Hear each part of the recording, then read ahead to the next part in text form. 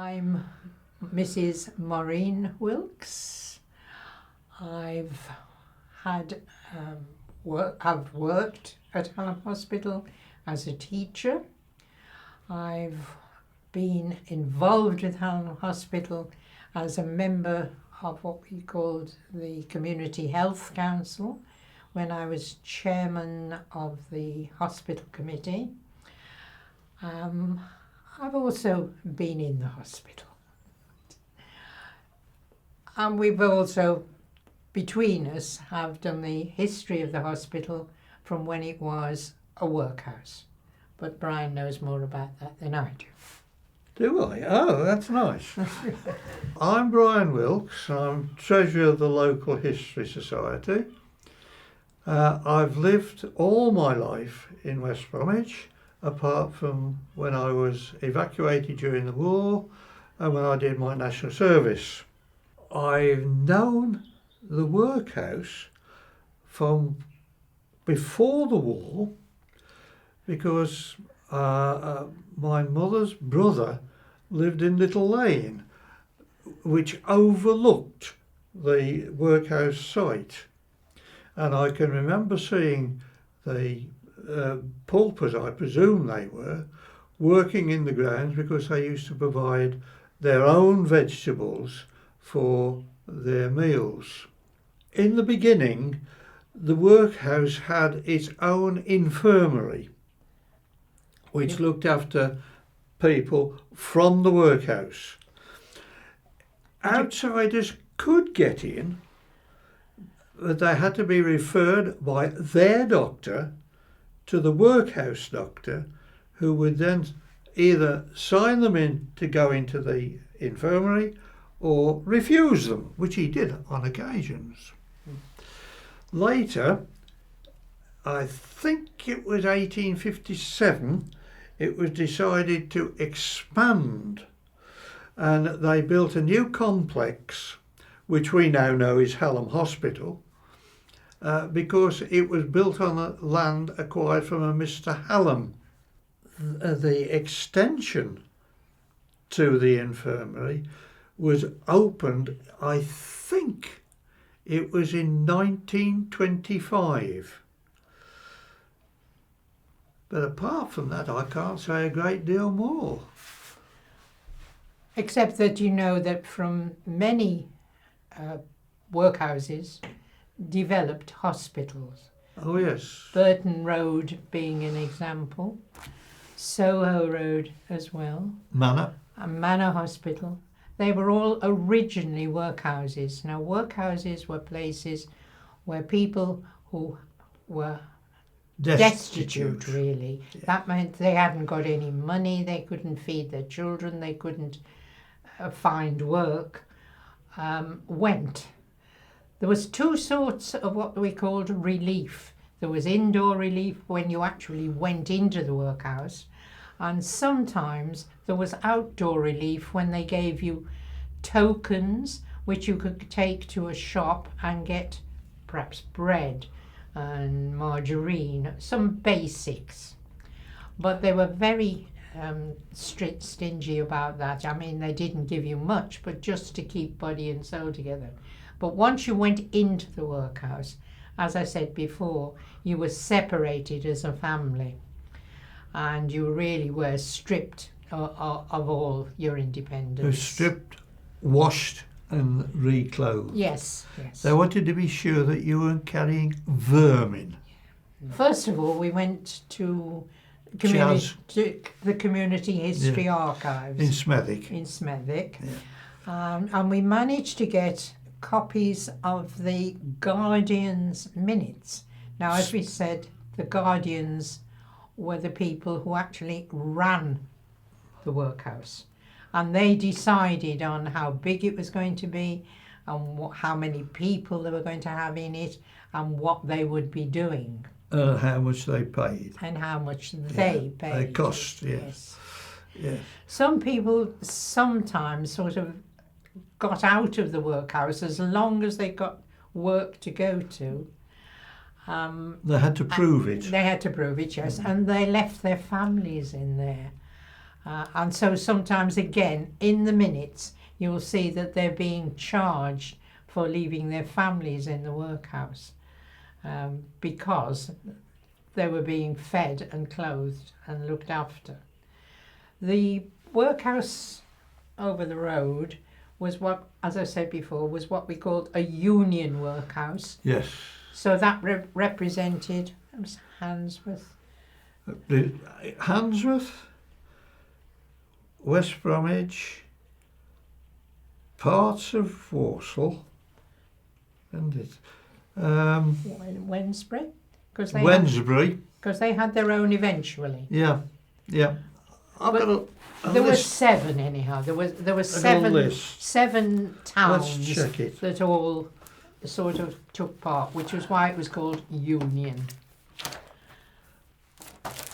But once we began to find out about, the pauper law and how people were treated, we felt that we'd got to do something about that. There were 27 guardians, 10 from West Bromwich, 6 from Wednesbury, 4 from Handsworth or Solihull, that's Pettybar, 4 from Albury, 1 from Whalley Salop, yes. and 1 from Whalley Wiggle. Because there were 2 Whorleys. Well, district of Whalley, we know it was split into 2 parts. That was the 6. And so they sort of administered the whole of the thing. Yeah, the union was declared in 1836. Yeah. On the Poor Law Act. Yeah. And the chairman of the Guardians was the Right Honourable the Earl of Dudley. The vice chairman was James Spittle, and the clerk to the board was Joseph Marshall, and the auditor was a Mr. Pickle, which I thought was rather nice. So it was run like a big business, really. Oh yes. And the people inside, they broke the men, able-bodied paupers who hadn't got work. They were given hard work to do, sometimes just repetitive tasks that really didn't lead to anything. They broke stone and had to break it up into very small pieces for road mending. They picked oakum.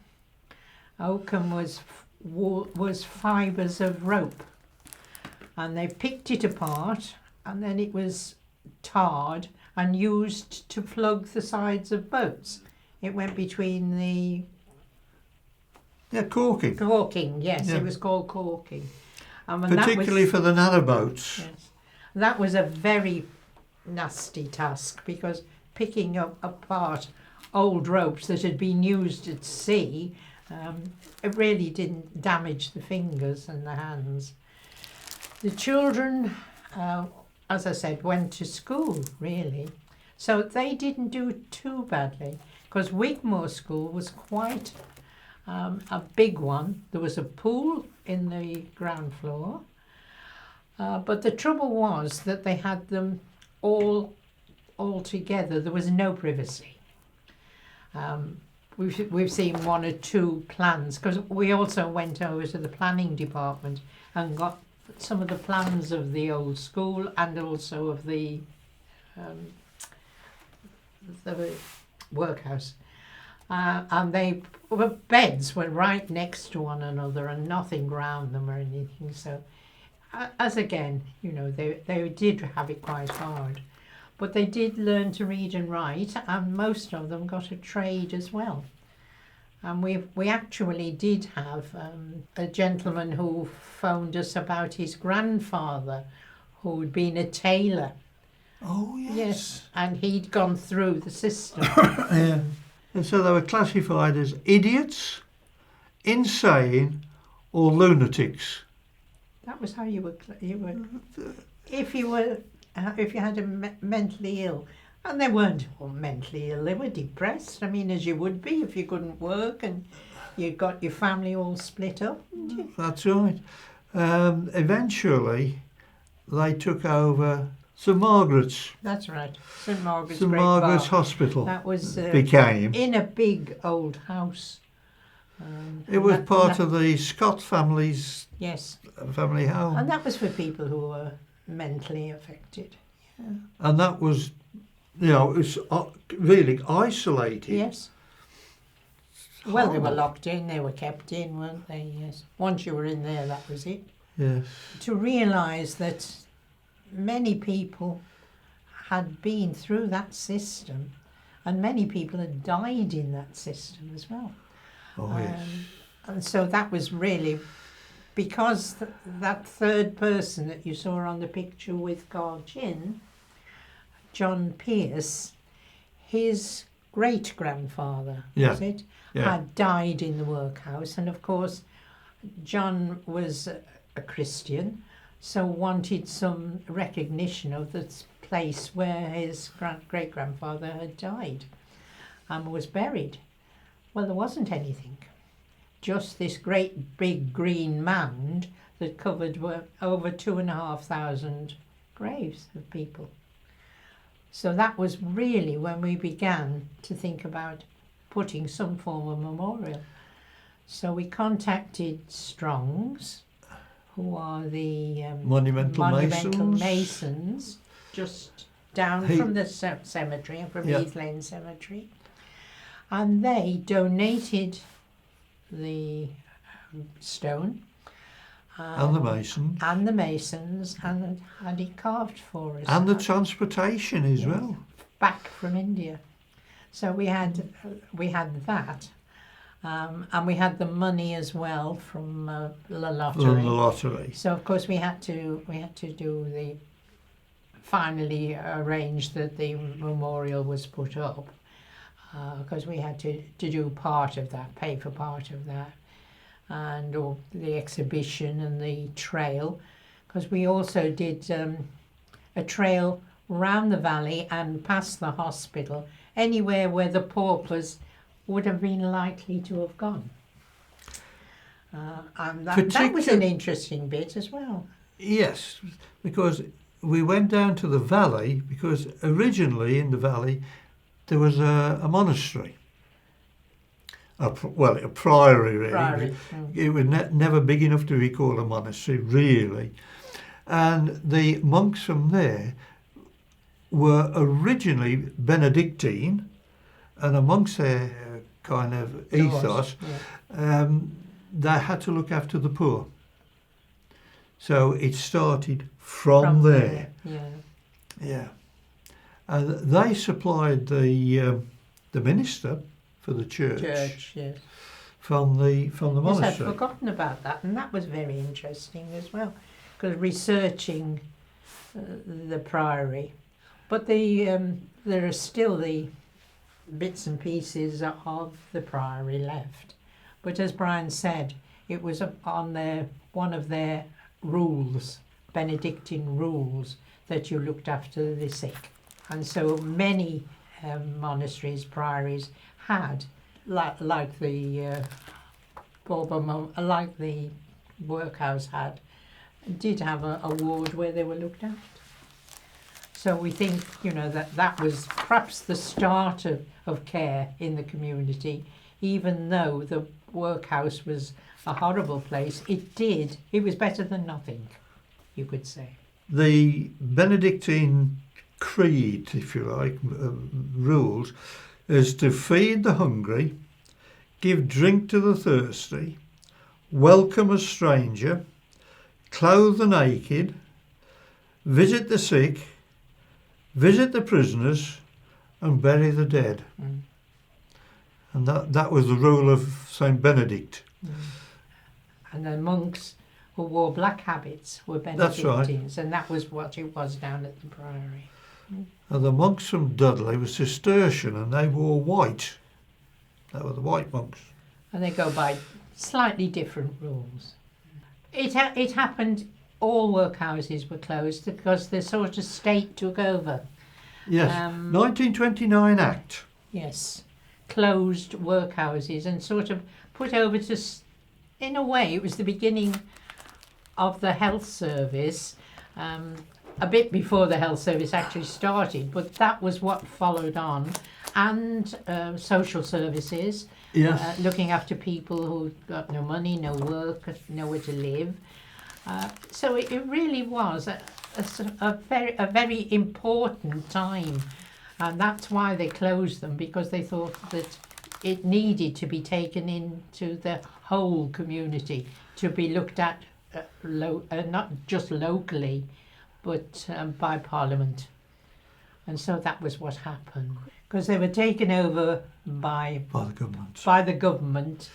They became taken over eventually by the health service, and then by social services, looking after people who were poor, nowhere to live, nothing to eat, and whose families as well were in danger. And of course the education service took over the education of the children. The workhouse had an infirmary. The infirmary was to look after the disabled or incapacitated poor, because you've got people who are old or infirm. So they decided in the end that it was better to look after them there, though the infirmary wasn't beautiful and clean and live like it is these days. So that gradually developed, and they had proper doctors eventually. So people who were outside the workhouse hadn't got that sort of facility available to them. They had doctors, but there wasn't in the area many hospitals. So the infirmary grew, and people going through from their own doctor were eventually given permission to use the infirmary. So the infirmary gradually became more important than the workhouse. So when the workhouse went, the infirmary was still there and became the modern day hospital. Yeah. And that, of course, was through the war, both wars. It says, in some ways, it showed an advance in ideas compared with many others throughout the country. The ground plan was good in arrangement of wards and sanitary blocks, but inside the wards were cheerless, as the walls were unplastered brick, which, though painted, looked cold. The floors belonged to a long-gone age in hospital construction. Constant scrubbing and years of use had worn them down, so that it was well apparent that they had saved their time and were dangerous. The wards were heated by a large central stove with flues going up to the ceiling. The only merit of these dust-collecting monsters was that they gave out a good heat, thereby relieving the dullness of the wards. The bathrooms were as old-fashioned as the floors, and the baths wore a strong resemblance to ancient sarcophagi. Oh dear, so you were going into there a was no sarcophagus. proper division in medical or surgical wards, nor was there an operating theatre. Operations were done in a side room, which was dark, inconvenient in every way, and destitute of proper instrument cupboards and fixtures. Needless to say, there was no electric lighting. The infirmary kitchen opened directly off a corridor connecting the two main wings. Beyond the fact that the distance for carrying food was short, there was nothing else that could be said in its favour. It was also a relic of the times before the birth of the modern hospital and labour-saving appliances. There you go. That's a condemnation if ever there was. The quote was from the Post, 30th of March 1928. Through being interested in history, and really West Bromwich is a very, very interesting area when you start to dig. Yeah, but you've got to be able to dig, and you've got to have the time to do it.